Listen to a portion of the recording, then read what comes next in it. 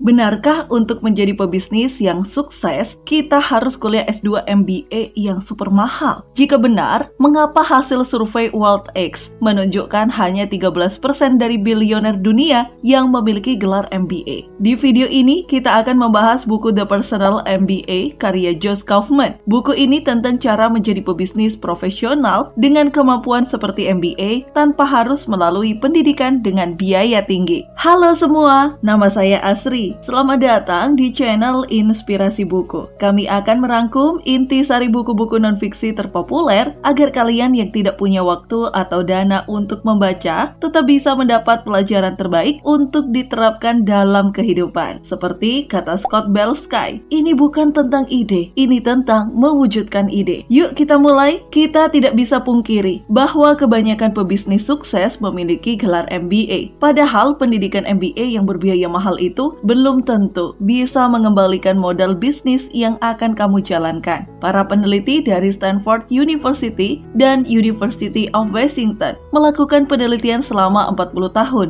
dan hasilnya tidak ada korelasi antara kesuksesan karir jangka panjang dengan memiliki gelar MBA. Kaufman telah memberikan tips untuk memiliki kemampuan manajemen bisnis layaknya MBA untuk sukses dalam berbisnis tanpa harus mengeluarkan biaya tinggi. Saya merangkumnya menjadi 3 bagian, yaitu pertama, kamu harus memiliki strategi bisnis yang tepat. Sebuah bisnis tidak akan berkembang jika dibangun hanya demi uang. Maka bangunlah bisnis di bidang yang kamu sukai. Hal ini tidak hanya membuatmu bertahan, tapi kamu akan selalu terdepan dalam mengambil keputusan. Bisnis di bidang yang kamu sukai juga akan membuatmu paham akan pasarmu dan memudahkanmu dalam mengembangkan produk dan mengatasi persaingan. Buatlah bisnis yang merupakan kebutuhan banyak orang. Kaufman menyebutkan ada 4 bidang kebutuhan yang bisa menjadi ide bisnis yang brilian, yaitu barang atau jasa yang sering dikumpulkan oleh orang-orang, misalnya perangko dan saham. Selanjutnya, bisnis yang membuat orang bisa terikat dengan orang lain, sehingga orang tersebut merasa dicintai dan dihargai. Contohnya salon kecantikan. Lalu, bisnis yang bisa memuaskan rasa keingintahuan seseorang. Bisnis itu akan sangat sukses karena orang saat ini ingin mengetahui apapun dengan cepat. Yang terakhir, yaitu bisnis yang membantu orang bisa mempertahankan dirinya, keluarga, dan hal-hal yang mereka cintai. Disitulah bisnis keamanan akan banyak dicari. Kedua,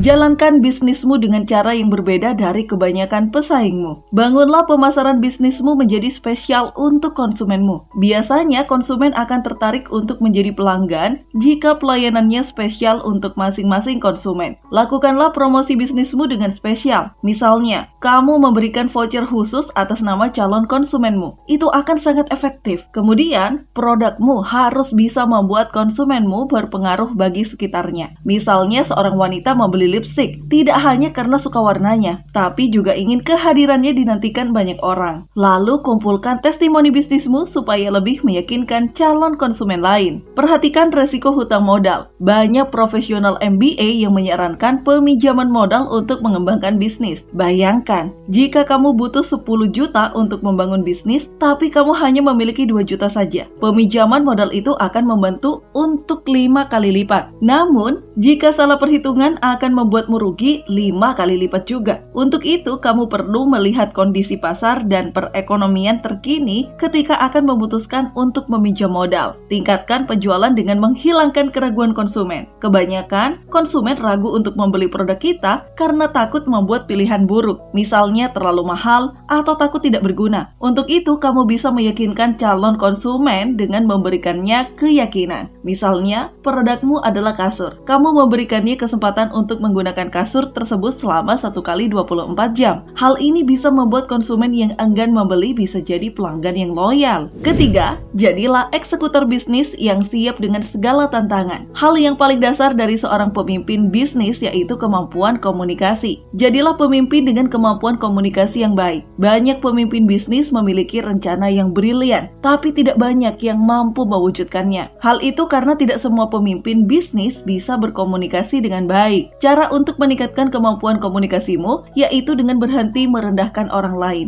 Ini berhubungan dengan karyawanmu. Bayangkan jika ternyata karyawanmu memiliki ide cemerlang, tapi kamu merendahkannya. Tentu kamu tidak akan mendapat sudut pandang lain dalam perkembangan bisnismu. Maka cobalah untuk sering melakukan komunikasi secara aktif dengan semua pihak yang terlibat dalam bisnismu. Ini akan mendorongmu untuk lancar menyampaikan dan merealisasikan ide-ide untuk kemajuan bisnismu. Persiapkan proses negosiasi yang baik dengan mitra bisnismu. Dalam bisnis, pasti kamu akan bekerja sama dengan pihak lain untuk pengembangan bisnismu. Sebelumnya, kumpulkan semua informasi tentang mitra bisnismu supaya kamu bisa meyakinkan mereka bahwa kamu adalah mitra bisnis yang tepat. Lalu ciptakan lingkungan yang kondusif. Ini mengenai tempat dan suasana ketika bernegosiasi atau meeting. Apakah itu secara langsung atau secara online, kamu harus mempersiapkan dengan baik. Siapkan beberapa pilihan penawaran menarik dalam proposalmu, supaya mitra bisnis memiliki pandangan yang luas tentang bisnismu. Yang terakhir,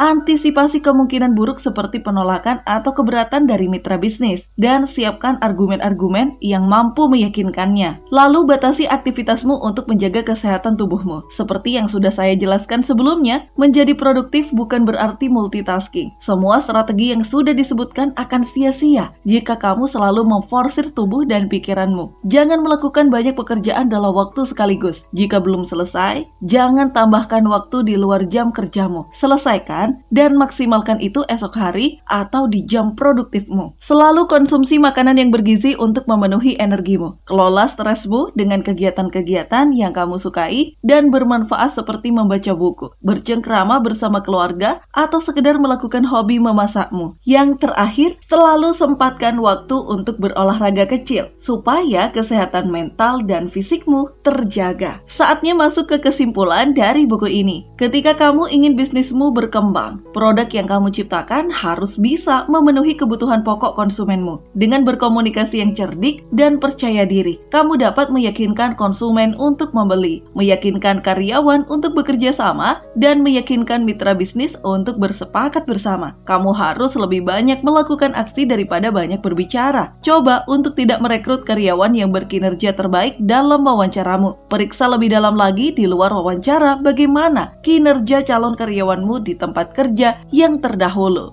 Silahkan komen di kolom komentar ya, poin penting apa yang kalian dapat dari buku ini, dan komen juga buku apa yang perlu kami review di video berikutnya. Jangan lupa terapkan satu poin penting tersebut dalam hidup kalian ya, dan subscribe untuk mendapatkan rangkuman terbaik buku-buku non-fiksi lainnya.